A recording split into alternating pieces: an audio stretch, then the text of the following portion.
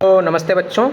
तो जिसका भी अभी मेंस है, यूपी पीसीएस का मेंस हो गया, उनके लिए बहुत कॉन्ग्रेचुलेशंस। जिसने यूपी पीसीएस का प्री नहीं क्वालिफाई कर पाया था वो अगला प्री देना चाहते हैं, या जो लोग अभी मेंस यूपीएससी मेंस के लिए लगे हुए हैं तो उनके लिए ये सबसे इम्पॉर्टेंट क्लास होने वाली है। तो अगर आपकी आंसर राइटिंग बहुत अच्छी है, आंसर राइटिंग आपकी बिल्कुल नहीं अच्छी है, या कोई फ़र्क नहीं पड़ता, पर ये क्लास बहुत इंपॉर्टेंट होने वाली है। देखिए, इससे पहले मैं 2 इंपॉर्टेंट क्लासेस डाल चुका हूँ, ठीक है। मेंस मास्टर क्लास 1, ठीक है, जिसने अभी तक नहीं देखी है वो पहली मेंस मास्टर क्लास 1 देख सकता है, mains answer writing master class 1 देख सकता है। एक मैंने एडिशनल क्लास डाली थी उन लोगों के लिए जो आंसर राइटिंग कर लेते हैं, लेकिन उसमें वैल्यू एडिशन कैसे करना है, वो पॉइंट कैसे जोड़ने हैं, इन सारी चीज़ों के लिए वो मेंस मास्टर क्लास 1 थी। अब जो ये क्लास आने वाली है mains master class 2, mains answer writing master class 2, इसमें हम लोग सीखेंगे learn the directive words from the scratch, ठीक है। सबसे इंपॉर्टेंट क्लास है। अगर जो लोग इस डायरेक्टिव वर्ड्स को नेगलेक्ट करते हैं, देखिए आप प्री निकाल लेते हैं, उसके बाद मेंस में भी आपको लगता है आपने कंटेंट लिख दिया है, उसके बाद भी आपको नंबर मिल रहे हैं 10 में 3, ठीक है, 10 में 2, 10 में 2.5, ठीक है, 20 में 4, 20 में 5, ठीक है। आपको इस तरीके से मार्क्स आ रहे हैं। तो आपको ये समझ में नहीं आ रहा मैं कौन सी चीज़ मिस कर रहा हूँ। आपको लग रहा है आपने मेन डिमांड तो एड्रेस कर दी, अरे मेन डिमांड एड्रेस कर दी, लेकिन हर क्वेश्चन में एक डायरेक्टिव वर्ड होता है, उस डायरेक्टिव वर्ड का अपना एक मीनिंग होता है, ठीक है। वो डायरेक्टिव वर्ड हम लोगों के लिए समझना बहुत ज़रूरी होता है। तो हम लोग अपनी क्लास को बहुत लंबा नहीं खींचते हैं, सीधे मेन मुद्दे पे आते हैं, ठीक है। आपको पूरी क्लास लास्ट तक देखनी है, ऐसा नहीं कि एक डायरेक्टिव वर्ड के बारे में सीख लिया, दूसरे के बारे में नहीं सीख लिया। देखिए, जो फ्री कंटेंट होता है वो हम लोग इस तरीके से देखते हैं, ये फ्री है या कुछ है या जो भी है, पर ये इतना ही कंटेंट आपको वर्थ 20,000 में मिलेगा, ठीक है। जब भी आप कोई चीज़ देखते हैं तो आप उससे सीखने की कोशिश करिए, ठीक है। मैं भी अपने एक्सपीरियंस से पूरी पढ़ाई करके उसके बाद ही आपको सिखा रहा हूँ, ठीक है। तो ये डायरेक्टिव वर्ड्स आपके लिए बहुत इंपॉर्टेंट है और असल खेल मेंस का ही है, ठीक है। ये सब सीख के आप जो ये चीज़ है ये आप इम्प्लीमेंट कर सकते हैं। प्रीलिम्स का क्या है वो बहुत डाइसी है, तो ये मेंस डायरेक्टिव वर्ड्स जो हैं वो स्क्रैच से आपको सीखने हैं, ठीक है। अब आते हैं नेक्स्ट। देखिए, ये रहे यूपीएससी के पेपर्स, ठीक है। अब आप देखिएगा, मैं क्वेश्चन हाईलाइट करता जाऊंगा। Examining the need for electoral reforms as suggested by various committees with particular reference to one nation one election principle. इसमें इस वर्ड का क्या मतलब है, एग्जामिन।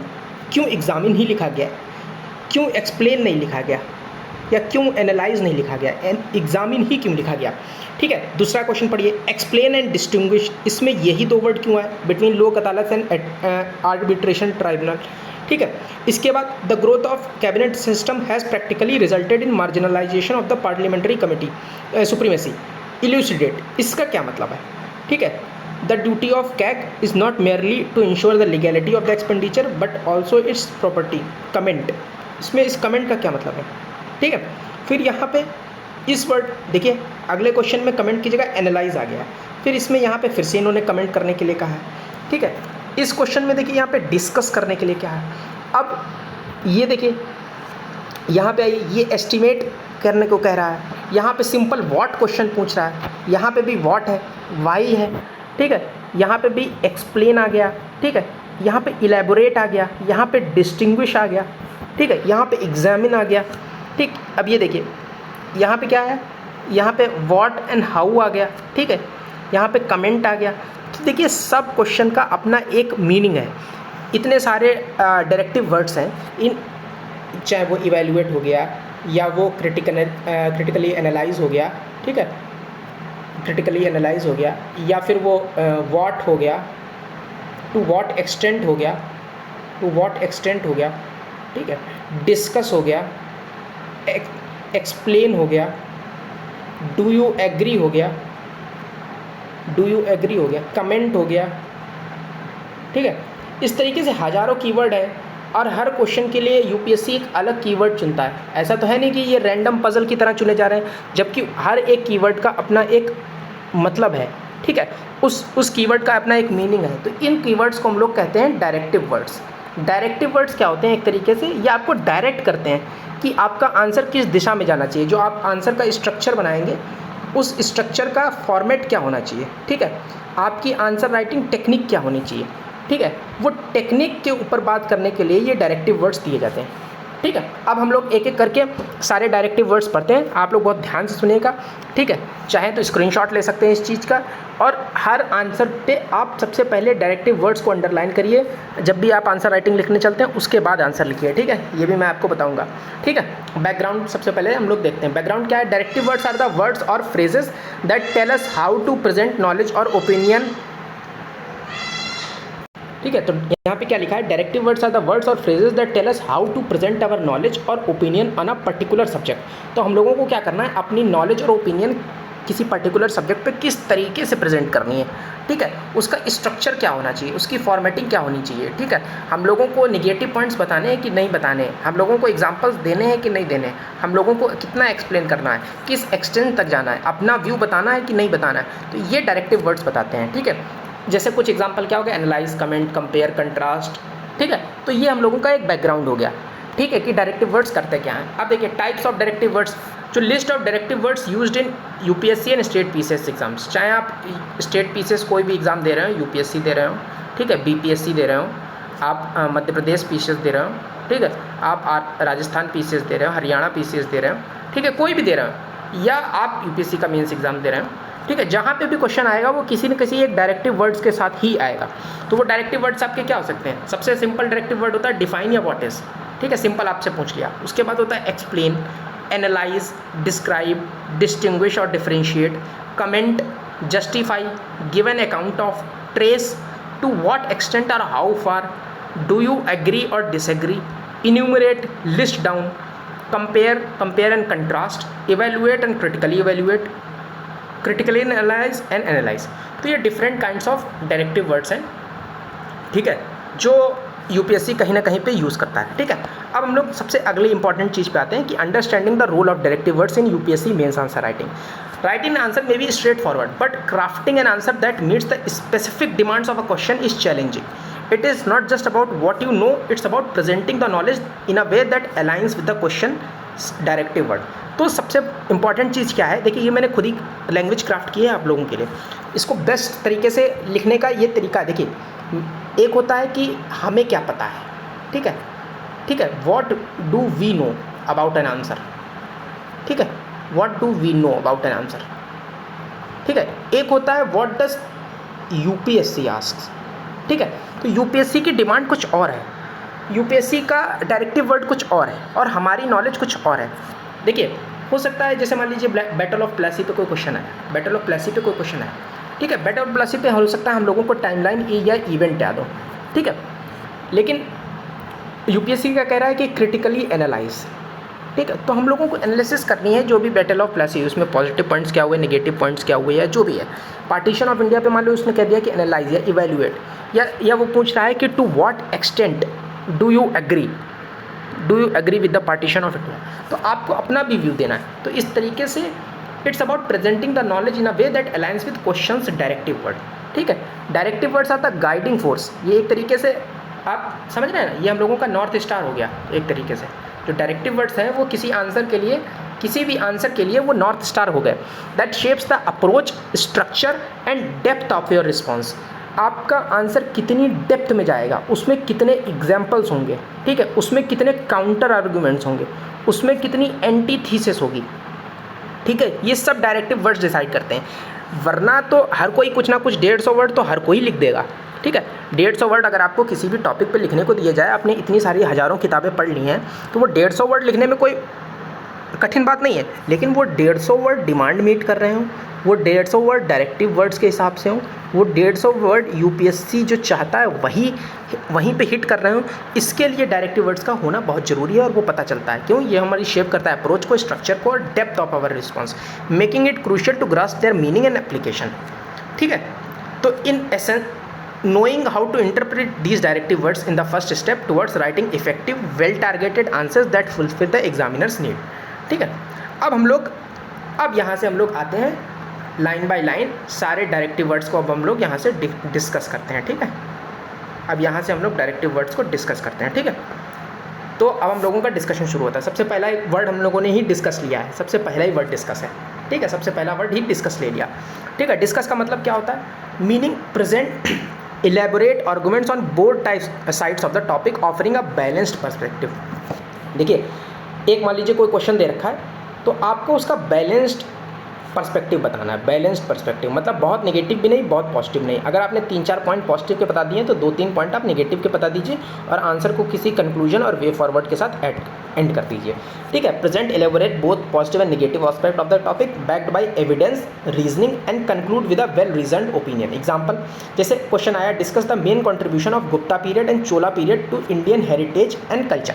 ठीक है, तो main contribution of Gupta and Chola period discuss करने हैं। ठीक है, डिस्कस करने हैं। तो आपने कुछ पॉजिटिव्स बता दिए, उनके आर्किटेक्चर के बारे में कुछ बता दिया। ठीक है, उनके स्टाइल ऑफ फंक्शनिंग के बारे में कुछ बता दिया। ठीक है, उनका हेरिडेटरी ऑर्डर कैसा था। ठीक है, उनके वॉर्स के बारे में कुछ बता दिया। ठीक है, एक्सटेंट ऑफ एम्पायर के बारे में कुछ बता दिया, या आर्ट एंड लिटरेचर के बारे में कुछ बता दिया। ठीक है, कुछ उनके निगेटिव पॉइंट्स रहे होंगे, क्यों गुप्ता और ये चोला अम्पायर लंबे समय तक नहीं चल पाए, या क्यों फेलियर का कारण हो गया, या उनके कारण क्या टर्मोइल वगैरह आया। तो 1-2 आपने नेगेटिव पॉइंट्स लिख दिए और उसके बाद आपने वो आंसर कंक्लूड कर दिया। ठीक है, तो ये हो गया मेनली डिस्कस। अगला डायरेक्टिव वर्ड है हम लोगों का डिफाइन। ठीक है, डिफाइन का क्या मतलब है, provide and elaborate on the precise meaning of the term, phrase and idea. अब देखिए, इसमें नहीं कोई आपको बैलेंस्ड अप्रोच रखनी है। ठीक है, इसमें कोई भी बैलेंस्ड अप्रोच नहीं होनी चाहिए, यहाँ कोई बैलेंस अप्रोच की जरूरत नहीं। यहाँ पे क्या है, यहाँ पे उन्होंने पूछा ही है सीधे डिफाइन, व्हाट और डिफाइन। ठीक है, व्हाट और डिफाइन। डिफाइन का मतलब है कि उनको डेफिनेशन चाहिए इन डेप्थ, कोई भी कॉन्सेप्ट है वो उनको उसको डिफाइन करवाना है। ठीक है, तो offer a clear and concise definition. यहाँ पे आपकी क्लैरिटी बहुत मैटर करती है, आपके वर्ड्स बहुत मैटर करते हैं, आपकी डेफिनेशन कितनी कंसाइज और एक्यूरेट है उस पर बहुत मैटर करता है। Followed by the discussion of issues, ambiguities, multiple interpretation, और फिर उसको एक्सप्लेन करना है। जैसे define potential GDP and explain it determinants. तो आपको पहले पोटेंशियल जीडीपी डिफाइन करनी है। ठीक है, उसका एकदम कॉपी बुक स्टाइल आपको उसकी डेफिनेशन लिखनी है। ठीक है, उसके अलग अलग मेथड्स अगर होते हैं पोटेंशियल जीडीपी कैलकुलेट करने के, तो वो बताने हैं आपको, एग्जांपल्स कोट करने हैं। ठीक है, आपको रियल लाइफ एग्जांपल्स कोट करने हैं। उसके बाद आपको व्हाट आर द फैक्टर्स और ये सब, ये अगला आंसर बताना है। ठीक है, तो ये हो गया आपका डिफाइन। ठीक है, मैं आपको टिप्स बताऊंगा वाइल राइटिंग द आंसर, लेकिन अभी पहले हम लोग सारे अपने डायरेक्टिव वर्ड्स फिनिश कर लेते हैं। ठीक है, तीसरा डायरेक्टिव वर्ड कौन सा है। ठीक है, तीसरा डायरेक्टिव वर्ड कौन सा है, डिस्टिंग्विश और डिफरेंशिएट। डिस्टिंग्विश और डिफरेंशिएट का मतलब क्या होता है, highlight the differences between the 2 और मोर कॉन्सेप्ट। जब भी कोई ऐसा क्वेश्चन होता है जिसमें 2 और मोर कॉन्सेप्ट दिए गए होते हैं, ठीक है, उसके बीच में हम लोगों को डिफरेंस पूछा जाता है, तो हम लोगों को डिस्टिंग्विश और डिफरेंशिएट डायरेक्टिव वर्ड यूपीएससी देता है। तो उसमें क्या करता है, हम लोगों को फोकस करना है उसकी डिफरेंसेस पे। ठीक है, की डिफरेंसेस देखिए, इस तरीके से आपने मान लीजिए एक डिफरेंस टेबल की चार्ट बना ली। जैसे इसमें क्वेश्चन दिया गया, differentiate the causes of landslide in Himalayan region and western Ghat. ठीक है, हिमालयन रीजन में और वेस्टर्न घाट में लैंडस्लाइड होने के क्या क्या रीजन्स हैं। ठीक है, तो आप यहाँ पे आप एक तो वो ले सकते हैं कि फैक्टर्स क्या क्या हैं। ठीक है, पहला फैक्टर्स। ठीक है, उस फैक्टर के उस एक फैक्टर के बेसिस पे दोनों के लिए पॉइंट आपको जनरेट कर देने हैं। ठीक है, वो दोनों फैक्टर, जैसे मान लीजिए वहाँ की टेरेन। ठीक है, टेरेन के कारण हो सकता है, या वहाँ के रिवर्स के कारण हो सकता है। ठीक, ज्योग्राफिकल फीचर्स जैसे रेनफॉल हो गया। ठीक है, रेनफॉल के, फिर ह्यूमन इंड्यूस्ड डेवलपमेंट के कारण अगर लैंडस्लाइड हो रहा है, जैसे ओवर कंस्ट्रक्शन। ठीक है, या बिल्डिंग ऑफ डैम्स के कारण हो रहा है। ठीक है, हाइड्रो पावर प्लांट्स के कारण। तो बहुत से कारण के साथ जो है ये हो रहा है, तो आपको एक फैक्टर लेना, उस फैक्टर के बेसिस पे दोनों को डिफरेंशिएट कर देना। ठीक है, अगला जो हम लोगों का डायरेक्टिव वर्ड है वो क्या है, डिस्क्राइब। डिस्क्राइब में क्या करना है, डिस्क्राइब में हम लोगों को डिटेल्ड अकाउंट लिखना है। ठीक है, डिस्क्राइब मतलब जैसे एक कोई छोटी चीज़ है, जैसे मान लीजिए मैं कहता हूँ ये डॉट है, डिस्क्राइब दिस डॉट, तो आपको फिर डॉट के बारे में सब कुछ बताना है कि ये है, इसका सर्कमफ्रेंस है, इसका एरिया ये हो सकता है, इसका वॉल्यूम ये हो सकता है। तो आपको पूरा डिस्क्रिप्ट उसके कैरेक्टरिस्टिक्स के बारे में सब कुछ बताते हैं। जैसे describe the characteristics and types of the primary rock, तो अब आपको प्राइमरी रॉक बताना है, प्राइमरी रॉक की डेफिनेशन बतानी है, types of the primary rock बताना है, प्राइमरी रॉक से क्या क्या कैरेक्टरिस्टिक्स होते हैं, प्राइमरी रॉक्स के फीचर्स क्या क्या होते हैं, कहाँ पे यूज़ हो रहा है प्राइमरी रॉक्स का जब मेटामॉर्फोसिस हो जाता है तो क्या बनता है, एग्जांपल्स ऑफ प्राइमरी रॉक्स क्या क्या हैं, कहाँ कहाँ प्राइमरी रॉक्स पाए जा रहे हैं। ठीक है, तो आपको सब चीज़ बतानी है, तो आपको पूरा डिस्क्राइब करना है 150 या 250 वर्ड जितना भी उन्होंने पूछा है। ठीक है, नेक्स्ट पॉइंट क्या है, एक्सप्लेन। ठीक है, एक्सप्लेन में क्या है, एक्सप्लेन का मतलब होता है टू क्लैरिफाई और डिस्क्राइब अ कॉन्सेप्ट, प्रोसेस और फिनोमिना। देखिए, एक्सप्लेन और डिस्क्राइब एक ही चीज़ होते हैं, लेकिन थोड़ा सा डिफरेंस होता है, इसमें क्लैरिफिकेशन भी देना होता है। ठीक है, जैसे अप्रोच क्या है, डिफाइन की टर्म्स, एक्सप्लेन द प्रोसेस और concept in detail and justify your explanation with relevant example. ठीक है, यहाँ पे और केस स्टडी। तो एक्सप्लेन में क्या है, अगर आपने कोई चीज़ एक्सप्लेन करी है तो ये बताइए कि उसका एक्सप्लेनेशन आपको समझ में आया कि नहीं आया। तो दूसरे आदमी को एक्सप्लेनेशन कैसे समझ में आएगा, जब आप उसको बैक करेंगे किसी रेलिवेंट एग्जाम्पल के थ्रू। ठीक है, रेलिवेंट एग्जाम्पल नहीं तो आप कोई किसी केस स्टडी के थ्रू, केस स्टडी नहीं तो आप किसी रिसेंट फिनोमिना के थ्रू। ठीक है, या किसी और चीज़ से जब आप उसको बैक करेंगे, उसका डिस्क्रिप्शन को, जो भी आपने एक्सप्लेन किया उसके डिस्क्रिप्शन को आप किसी भी चीज़ से बैक करेंगे तो वो एक्सप्लेन के कैटेगरी में आ जाता है। ठीक है, जैसे डिस्क्राइब वाले खेल में ये आपको बैक नहीं करना है बहुत कुछ। ठीक है, प्राइमरी रॉक्स आपने समझा दिया, प्राइमरी रॉक को आप किस डेटा के थ्रू बैक करेंगे, बैक थोड़ा करेंगे, वो तो एक नेचुरल फिनोमेना, आपने उसको समझा दिया और समझाने के साथ आपने उसके एग्जांपल्स दे दिए कि प्राइमरी रॉक ये होते हैं। लेकिन यहाँ पे जो पूछा जाएगा उसको आपको बैक करना है, जैसे explain the mechanism and occurrence of cloud burst in context of the Indian subcontinent. अब क्लाउड बस्ट अगर हो रहा है तो कहाँ कहाँ हुआ है क्लाउड बस्ट। ठीक है, क्लाउड बस्ट का आप एग्जाम्पल दो कि यहाँ केदारनाथ में एक बार क्लाउड बस्ट हुआ था। ठीक है, या चमोली डिस्ट्रिक्ट में भी रिसेंटली क्लाउड बस्ट हुआ है। ठीक है, तो आपको बैक करना पड़ेगा। ठीक है, एग्जाम्पल के थ्रू। ठीक है, 2 रिसेंट एग्जाम्पल इन्होंने मांगे तो आप ये 2 रिसेंट एग्जाम्पल्स दे सकते हैं। ठीक है, उसके बाद अगला जो इंपॉर्टेंट, सबसे इंपॉर्टेंट टर्म आता है, बहुत से बच्चे इन दोनों में कंफ्यूज रहते हैं, क्रिटिकली एनालाइज और इवैल्यूएट एंड क्रिटिकली इवैल्यूएट। थोड़ा फर्क होता है लेकिन देखते हैं, चलिए देखते हैं क्या होता है। क्रिटिकली एनालाइज एंड एनालाइज का क्या मतलब होता है, to break down the topic into components, examine each part and assess its significance, strength and weakness. This involves forming a judgment based on the evidence and arguments. ठीक है, तो इसका मतलब क्या है कि जब भी कोई क्वेश्चन पे क्रिटिकली एनालाइज आ जाता है तो हमको उस टॉपिक को ब्रेक डाउन करना है छोटे छोटे कंपोनेंट्स में। ठीक है, छोटे छोटे कंपोनेंट्स में हमको ब्रेक डाउन करना है, हर पार्ट को एग्जामिन करना है। एग्जामिन मतलब उसका पॉजिटिव और निगेटिव दोनों लिखने हैं। ठीक है, और उसकी सिग्निफिकेंस एसेस करनी है, उसके तो फिर आपको उसकी स्ट्रेंथ, वीकनेस और सब कुछ उसके बेसिस पे आपको किसी जजमेंट या किसी एविडेंस के बेसिस पे आपको उस जजमेंट पे पहुंचना है। जैसे क्वेश्चन दे रखा है, what are the different types of agriculture subsidies given to the farmers. ठीक है, on national and state levels critically analyse the agriculture subsidy regime with reference to the distortion created by it.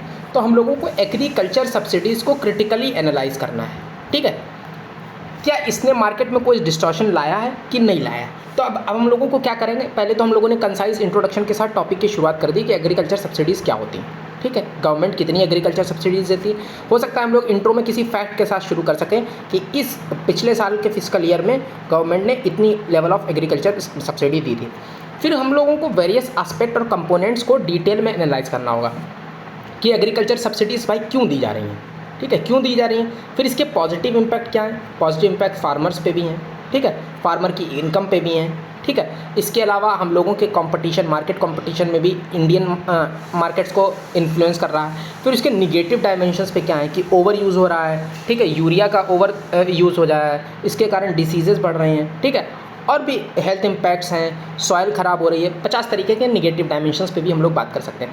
फिर उनको evidence के साथ back करिए, हर चीज़ को आप data के साथ बैक करिए। ठीक है, कि कैसे हेल्थ इम्पैक्ट आ रहा है। जैसे एक कैंसर ट्रेन जो है वो पंजाब से चलती है, वो उसका कारण यही है कि हम लोगों ने इतना ओवर यूज़ ऑफ सब्सिडीज़ कर दिया है कि वहाँ ड्रिंकेबल वाटर से लेकर खाने वाली सब्जियाँ सब बुरी तरीके से ख़राब हो चुकी हैं। तो इवेंचुअली 10 से 20 सालों में हम लोगों को कैंसर हो ही जा रहा है। ठीक है, आप उसके अल्टरनेटिव पर्सपेक्टिव्स को यूज़ बताइए कि ऑर्गेनिक फार्मिंग और ये, और फिर कंक्लूड करिए किसी बैलेंस्ड असेसमेंट या जजमेंट के साथ। मतलब थोड़ा 1-2 पॉइंट ऑफ वे फॉरवर्ड दे दिए कि सब्सिडीज ज़रूरी भी हैं, वरना फार्मर्स के लिए एग्रीकल्चर बहुत कठिन और एक्सपेंसिव चीज़ हो जाएगी, जिसमें उनकी खुद की इनकम बचाना बहुत मुश्किल हो जाएगी। But government should come with a plan in which it should incentivise organic farming और natural farming for the farmers. उसके आप कुछ 1-2 एग्जांपल दे सकते हैं। ठीक है, SDG को कोट कर सकते हैं। तो इस तरीके से आप ये क्रिटिकली एनालाइज या एनालाइज के आंसर्स को टैकल कर सकते हैं।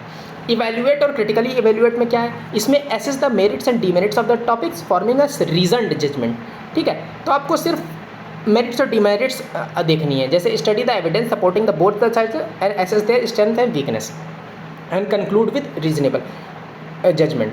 तो क्या है इसमें, जैसे क्वेश्चन है कि पहले आसपास के ऊपर क्वेश्चन पूछा गया है कि human right activist constantly highlight the view that arm forces special power act 1958 is a draconian act leading to cases of human right abused by the security forces.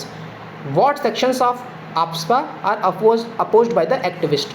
Critically evaluate the requirement with reference to the view held by the apex court. तो यहाँ पे इन्होंने क्या कहा, critically evaluate, तो मतलब आपको APSPA की पॉजिटिव और निगेटिव दोनों चीज़ें बता देनी है, ठीक है, और उसके बाद एक बैलेंस्ड जजमेंट के साथ आपको एंड कर देना है कंक्लूजन, ठीक है, कि ज़रूरी भी है और नहीं भी ज़रूरी है, अगर ज़रूरी है तो किस हद तक ज़रूरी है, वरना उसको क्यों हटा लेना चाहिए, ठीक है।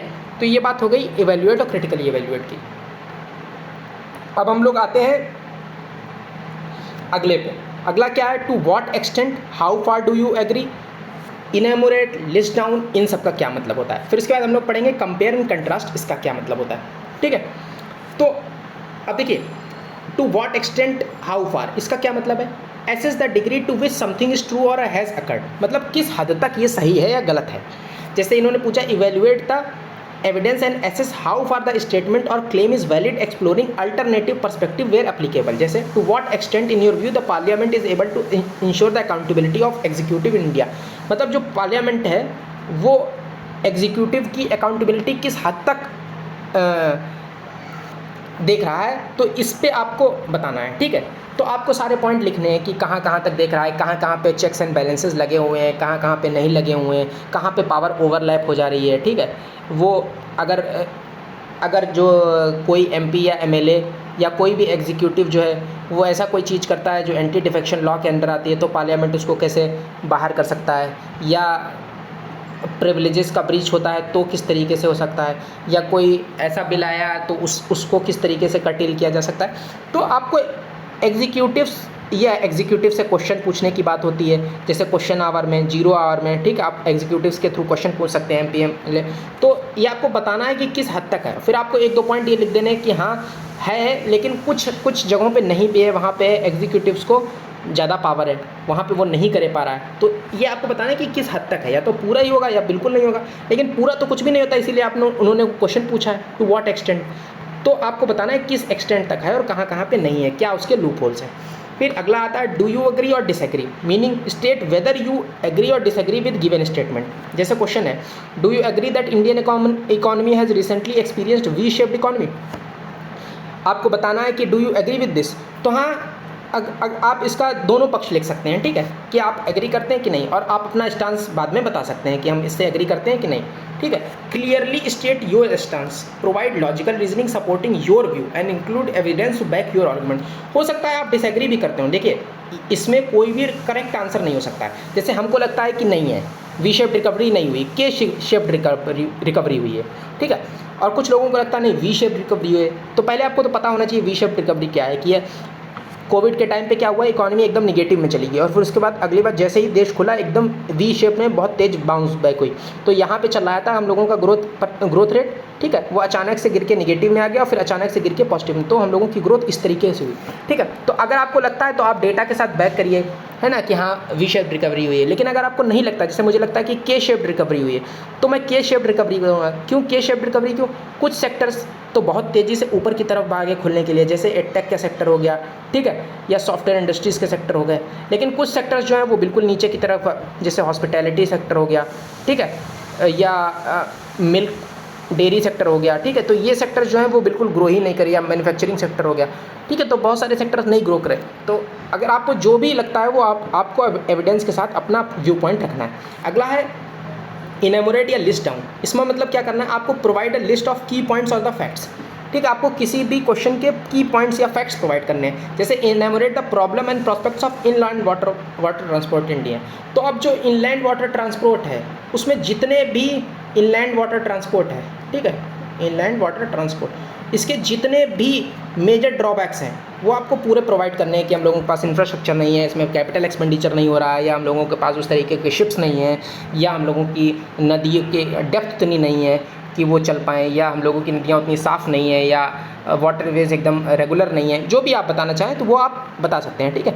तो इसमें लिस्ट डाउन करना, ये ज़्यादा कठिन नहीं है, ठीक है। अगला आता है कंपेयर एंड कंट्रास्ट। तो ये तो बहुत सिंपल है, अगर उन्होंने कंपेयर एंड कंट्रास्ट दोनों ही पूछ लिए तो आपको कंपेयर कर देना है और कंट्रास्ट में उसको negative identify the similarities and differences.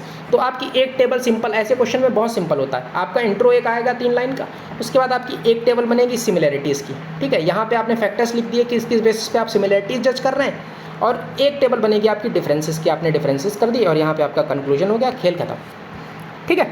तो ये हो गया। अब नेक्स्ट आते हैं, अब आते हैं, देखिए अब कई क्वेश्चन में पूछा जाता है कमेंट का मतलब क्या होता है, meaning, evaluate, justify, give account of, ठीक है। एनालाइज तो चलिए ऊपर हम लोग पढ़ चुके हैं। कमेंट, कमेंट का क्या मतलब है, कमेंट मतलब एक्सप्रेस योर ओपिनियन और view point and provide justification, ठीक है। या कमेंट या जस्टिफाई दोनों का सेम ही मतलब होता है, मतलब आप अपना ओपिनियन जो भी रख रहे हैं क्वेश्चन को रिलेटेड, उसको आपको जस्टिफाई करना है थ्रू एग्जांपल्स। जैसे अगर कोई क्वेश्चन पूछा गया कि कोविड-19 pandemic accelerated class inequalities and poverty in India, comment और जस्टिफाई। इस क्वेश्चन में जस्टिफाई भी दे सकता था, कमेंट भी दे सकता। तो इसमें आपको क्या रखना, आपको अपना ओपिनियन रखना है। आपने एक इंट्रो रखा, फिर आपने ओपिनियन रखा कि yes it accelerated the class divide या क्लास इनइक्वालिटीज़। अब कैसे कि जो रिच थे, जो एडटेक सेक्टर में थे या जो कॉर्पोरेट सेक्टर में थे या जिनके पास सॉफ्टवेयर डेवलपर वाली चीज़ थी, तो वो तो वर्क फ्रॉम होम जैसी चीज़ कर सकते थे, तो वो लोग पैसा कमाते रहे, लेकिन जिन लोगों की लेबर इंटेंसिव जॉब थी उनकी जॉब चली गई, ठीक है। डेयरी प्रोडक्ट्स, डेयरी सेक्टर वाले लोग काम से हट गए, ठीक है। तो बहुत से लोगों की इनकम जो है वो बुरी तरीके से हैम्पर हुई, ठीक है। हॉस्पिटैलिटी सेक्टर बुरी तरीके से हैम्पर हुआ, तो लोगों के ऊपर एनपीए बढ़ते चले गए, ठीक है। बैंक्स के एनपीए बढ़ते चले गए, तो इस तरीके से बहुत से लोग इफेक्ट हो गए। लेकिन कुछ लोग जो हैं उन्होंने बहुत ज़्यादा वेल्थ एक्यूमुलेट कर दी। तो आपको जो भी करना है वो एग्जाम्पल और उसके जस्टिफिकेशन के साथ आपको लाना है, ठीक है। फिर अगला होता है गिव एन अकाउंट ऑफ। देखिए आपने हिस्ट्री में बहुत सुना होगा कि अकाउंट ऑफ समथिंग, या आपने जो भी ऑप्शनल होगा अगर आपसे किसी भी चीज़ का पूछा जाएगा अकाउंट ऑफ। अकाउंट ऑफ मतलब एक तरीके से provide a detailed description of events और फैक्ट्स और एस्पेक्ट्स ऑफ द टॉपिक। तो इसमें क्या होता है, जैसे क्वेश्चन है given account of current status and targets to be achieved for renewable energy resources in India, ठीक है। तो इसमें आपको क्या करना है, एक डिटेल्ड डिस्क्रिप्शन प्रोवाइड करना, offer a clear and factual account of the topic, clear and factual account of the topic, ठीक है। Focusing on the key details and providing a comprehensive overview, ठीक है। तो आपको रिन्यूएबल एनर्जी के बारे में पूरा कॉम्प्रिहेंसिव ओवरव्यू बताना है कि हम लोगों की कितनी इस समय इंस्टॉल्ड है, ठीक है, कितना इंस्टॉल्ड कितनी है, गवर्नमेंट ने टारगेट क्या कर रखा है, ठीक है। जो हम लोगों के एनडीसीज़ हैं वो क्या हैं, उसमें से कितने अचीव हो गए हैं, ठीक है, कितने बचे हुए हैं। सोलर्स के लिए गवर्नमेंट क्या कर रही है, विंड के लिए गवर्नमेंट क्या कर रही है, हाइड्रो के लिए गवर्नमेंट क्या कर रही है, जियो थर्मल के लिए गवर्नमेंट क्या कर रही है, न्यूक्लियर के लिए गवर्नमेंट क्या कर रही है, कितना अचीवेबल है, कितना नॉन अचीवेबल है, ठीक है, कितना हम लोगों का इसमें ग्रोथ है, क्या क्या यहाँ पे हम लोगों के ड्रॉबैक्स हैं, ठीक है, उनके लिए क्या हम लोगों के पास सॉल्यूशंस हैं, ठीक है। उसके बाद कंक्लूजन। तो आपको एक पूरा डिटेल्ड अकाउंट यहाँ पे प्रोवाइड करना है, कोई भी सेक्शन आपको छोड़ना नहीं है इस चीज़ में, किसी भी सेक्शन को आप अवॉइड नहीं कर सकते। जब उन्होंने रिन्यूएबल एनर्जी पूछा है तो फिर रिन्यूएबल एनर्जी के जितने भी एस्पेक्ट्स होते हैं आपको हर एस्पेक्ट्स पे टच करना है, ठीक है। इंपोर्ट एक्सपोर्ट से लेके और हर टाइप ऑफ रिन्यूएबल एनर्जी, ठीक है। अब अगला टाइप आता है ट्रेस मीनिंग। इसका क्या मतलब है, इसमें होता है to describe the sequence of progression of different stages, event और डेवलपमेंट्स इन प्रोसेस और हिस्टोरिकल टाइमलाइन। इसमें आपको क्या करना है, start by identifying the key stages और events related to the topic. जैसे क्वेश्चन आया, trace the rise and growth of socio religious reform movement with special difference to young Bengal and Brahmo Samaj. तो आपको ट्रेस कर रहे हैं सोशियो रिलीजियस रिफॉर्म मूवमेंट्स, ठीक है। तो आपको शुरुआत में कुछ टाइमलाइन भी देनी है उसकी कि कौन कौन से आए, जैसे राजा राम मोहन रॉय का जो सोशियो रिलीजियस रिफॉर्म मूवमेंट आया, ईश्वर चंद्र विद्यासागर के, या रिफॉर्मिस्ट और रिवाइवलिस्ट वाले रिफॉर्म मूवमेंट्स आए, उसमें कौन कौन से था। फिर इन्होंने पूछा है कि यंग बंगाल और ब्रह्म समाज, तो इनका आपको थोड़ा सा डिटेल्ड अकाउंट बताना है। तो आपको स्टेजेस ऑफ ग्रोथ को एक्सप्लेन करना है, ठीक है, एक चेन ऑफ इवेंट्स को फॉलो करना है, ठीक है। अब यहाँ पे बहुत सारे और हैं, जैसे इवेल्युएट, एग्जामिन ये हम लोग पढ़ चुके हैं, एक्सप्लेन हम लोग पढ़ चुके हैं, एक्सप्लोर पढ़ चुके हैं, गिव अकाउंट ऑफ, आइडेंटिफाई क्या होता है, determine the key points to be addressed and implication of these points, ठीक है। इलस्ट्रेट में सिमिलर टू एक्सप्लेन होता है, बस इसमें आपको क्या करना होता है कि you need to show working of something, ठीक है। डेफिनेट एग्जाम्पल्स आपको बताने हैं, जितने ज़्यादा आपके बेटर एग्जाम्पल्स होंगे। इलस्ट्रेट का कोई मतलब ही यही होता है कि आप कुछ चार्ट्स, ग्राफ या मैक्सिमम एग्जाम्पल्स के थ्रू आप जितना ज़्यादा बता सकते हैं, तो वही इलस्ट्रेट करता है। इंटरप्रेट क्या होता है, demonstrate your understanding of the issue of the topic, ठीक है। कैसे आप उसको बेहतर टर्मिनोलॉजीज़ के साथ एक्सप्लेन करिए, उसको एग्जाम्पल्स के थ्रू या केस स्टडीज़ के थ्रू बैक करिए, ठीक है। जस्टिफाई पढ़ चुके हैं। Outline, convey the main points, इसमें आपको बस मेन पॉइंट्स बता लेने। आउटलाइन मतलब किसी चीज़ की आउटलाइन क्या है कि आउटलाइन आपने बता दी, ठीक है, कि ये हो रहा है, ठीक है, वो आउटलाइन हो गया। Review through thorough look into the topic, ठीक है। अब देखिए ये वाले बहुत कम होते हैं, शो हाउ, रिव्यू या आउटलाइन, ठीक है, स्टेट, तो ये बहुत ज़्यादा क्वेश्चंस में पूछे नहीं आते।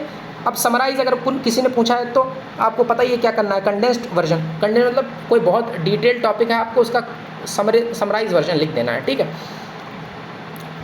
तो ये सब चीज़ें, टू व्हाट एक्सटेंट, ये तो हम लोग पढ़ ही चुके हैं। तो मोस्टली जितने भी मेजर या इम्पॉर्टेंट जो होते हैं हम लोगों के डायरेक्टिव वर्ड्स, वो सारे हम लोगों ने देख लिए हैं। और जो मेजर इंपॉर्टेंट डायरेक्टिव वर्ड्स पूछे जाते हैं उनका हम लोगों ने क्वेश्चन के थ्रू एग्जांपल देख लिया किस तरीके से उसको एड्रेस करना है, ठीक है। अब मेन बात ये होती है कि जब ये क्वेश्चन में आए तो इसका आंसर स्ट्रक्चर किस तरीके से होता है, और उसका हम लोग एक बाकायदा स्ट्रक्चर कैसे बनाएंगे कि यहाँ पे 3 लाइन का इंट्रो होना चाहिए। अगर उन्होंने कंपेयर एंड कंट्रास्ट पूछा है तो यहाँ पे 3 लाइन के इंट्रो के बाद हम लोग यहाँ पे फैक्टर्स लिखेंगे, ठीक है। वो फैक्टर्स के साथ हम लोग क्या करेंगे, फैक्टर्स के साथ यहाँ पे सिमिलरिटीज़ वाला पहला पॉइंट आ जाएगा, कंपेयर वाला, तो उसमें ए और बी इसके बीच में सिमिलरिटीज़ जो पूछी जाएंगी 1 2 3 3 से 5 सिमिलरिटीज़ मान लिख दी।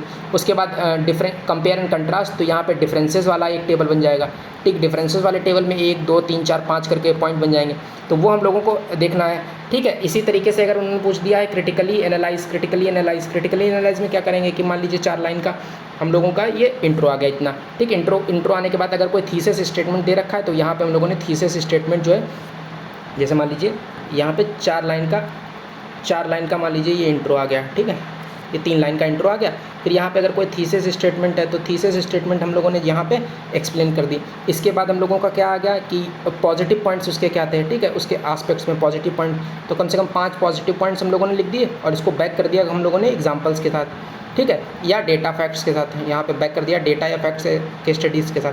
फिर हम लोगों ने जो निगेटिव एस्पेक्ट्स थे वो यहाँ पे 1 2 3 4 5 लिख दिए, ठीक है, 1 2 3 4 5 लिख दिए, ठीक। उसके बाद हम लोगों ने क्या कर दिया कि एक कोई सोल्यूशन या वे फॉरवर्ड प्रोवाइड कर दिया, सोल्यूशन या वे फॉरवर्ड 2-3 यहाँ पे हब स्पोक के साथ प्रोवाइड कर दिया, सिंपल, और फिर कंक्लूजन आ गया हम लोगों का 2-3 लाइन।